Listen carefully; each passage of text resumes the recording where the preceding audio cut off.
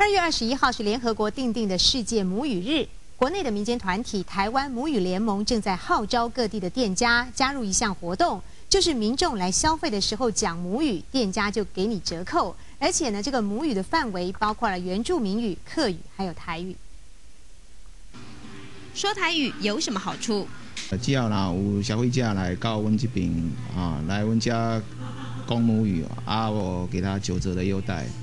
来消费说台语有打折，不过在很多人记忆里，说台语是要罚钱的。读小学的时阵讲台语就要登记就要罚钱所以就养成习惯。虽然台湾国语还是在讲国语为了鼓励母语周说母语，台湾母语联盟正在号召店家串联，用母语交易就给客人打折，折扣由店家自定。原来讲母语会当较俗用过这个鼓励方式，用过温柔的力量，展出阮坚强的信念。希望会当讲大家来响应阮的活动。不止这家修皮鞋店响应，这家眼镜行老板也觉得这个活动很有意义。本身父母亲讲母语，然后小孩都不会讲，是蛮可惜的一件事情。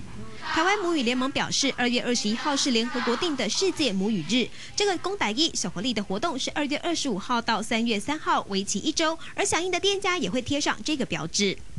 阮的活动是叫做讲台语小活力，不过阮使用的语言是原住民语、客家语、台语，拢总会通。联盟表示，提升各族群的语言地位，靠学校1个礼拜1次乡土语言教学是不够的。创造使用母语环境，应该从生活开始。这个活动是第一步，也希望更多店家能响应。记者许根子、许正俊台北报道。